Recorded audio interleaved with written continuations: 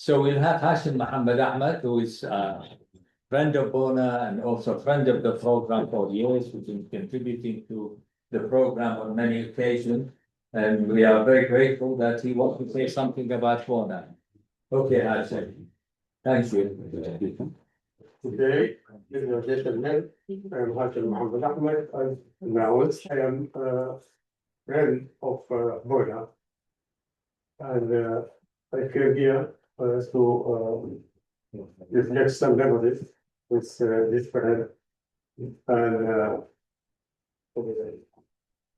pay tribute to this veteran politician, former minister, an author, a journalist, and human. I met him for the first time with the late Hashim Muhammed, the chief, the editor-in-chief of the Al-Shahi, Sudanese newspaper, and we didn't know each other. Mahjoub introduced each other. He came for the same thing. He came for the printing of the vigilant, because the only printing press suitable was Al-Shahi printing press, and I have also the chairman of the Sudanese Engineers Union, so we came together, and I came for the delay in printing, in fact, and Bona said to Mahjoub to give him the authority. Mahjoub refused and said on this to die producing the editorial. I will not forget this for him. In fact, after that, I didn't meet him, but I followed his activities and his political issues, and the targeting by Nimeri for him. He has been imprisoned by Nimeri for his call for, it was then, Nimeri was a Caliph of Islam, and they applied the Sharia law, and he was against Sudanization and Islamization, and he had been in prison for 2 years. He was targeted for ideas and principles by almost most of the government, democratic or military. And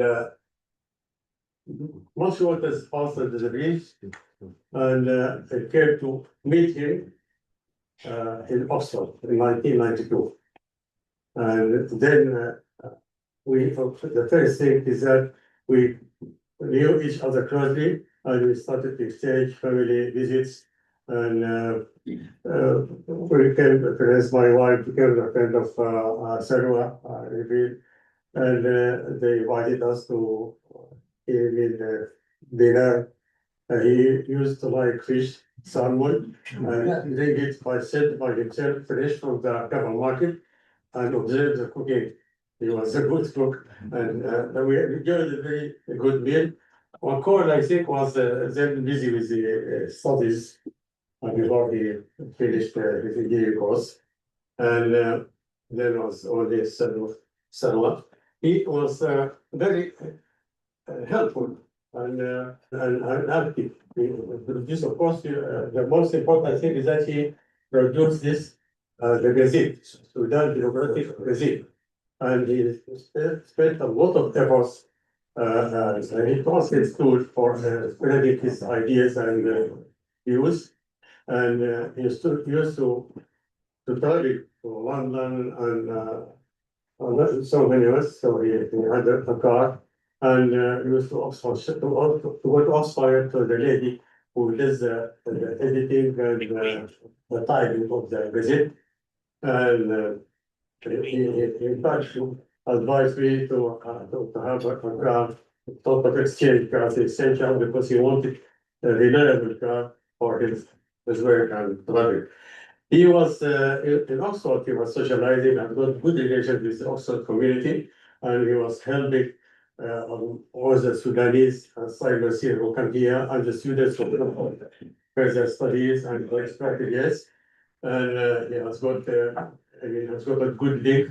He helped, he participates his activities, for example, the cultural activities, like Dr. Ahmed Al-Shahi also, he gave some lectures to the cultural forum of the Sudanese in Oxford. Jonah, as a politician and prominent figure, he struggled for independence and national building of the country.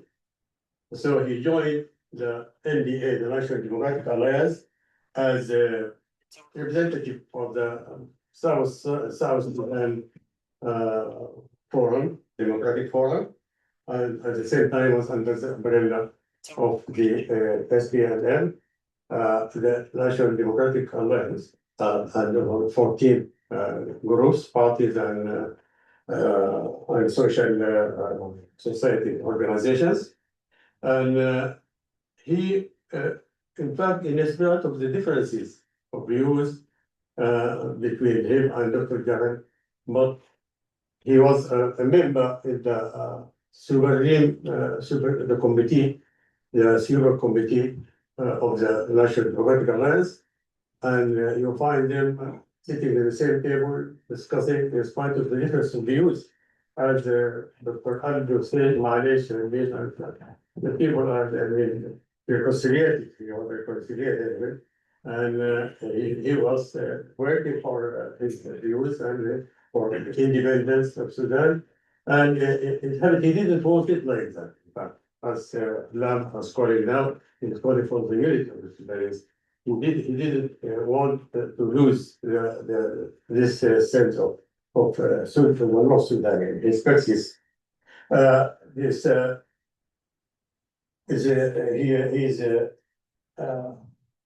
really his hobby was besides reading and writing, his hobby was walking, and he goes regularly every year to the Lake District. And he started invited me so many times, and of course I said I've come. He goes up hills and talks about tens of miles walking up and down. I saw him that may be difficult for me. I thought maybe get away with it. But honestly, my resolution of this year is that to respond to this invitation and go and see that. And I was funny when McCall said to me, Bona is coming next month to Oxford from Juba. And I was very glad. But unfortunately, God's will was greater than my resolutions. He was got a very slight sense of humor. He likes jokes and he likes to relate jokes and relate funny stories and so on. And it's a long story, and one of the things he's in favor of is that case of Abdulaziz Shiddu, is a prominent player in Sudan, and he went with Joe Boma, the delegates to the United States. And this joke is about the diversity of the colors and shades of the Sudanese from black to white. Abdulaziz Shiddu, we call him white. He's sort of, he looks like Afro-American. His color is fair, but not white as we say it as Sudanese, because our color shade is from black up to fair, or not fair. He's mixed. So they met Colin Barr, the state minister, and Bona was introducing the delegation, the Sudanese delegation. And when they came to Abdulaziz Shiddu, Colin Barr asked him, and which part of the United States is he? Something like that. Maybe some of you have heard it before, because he likes to mention and other stories like this. We miss him. I miss him greatly, and beyond measure. We shall remember him, his kind soul, and will never be forgotten. My deep, heartfelt condolences and blessings with the family and relatives. God bless you. God bless you all. Thank you very much indeed for your contribution.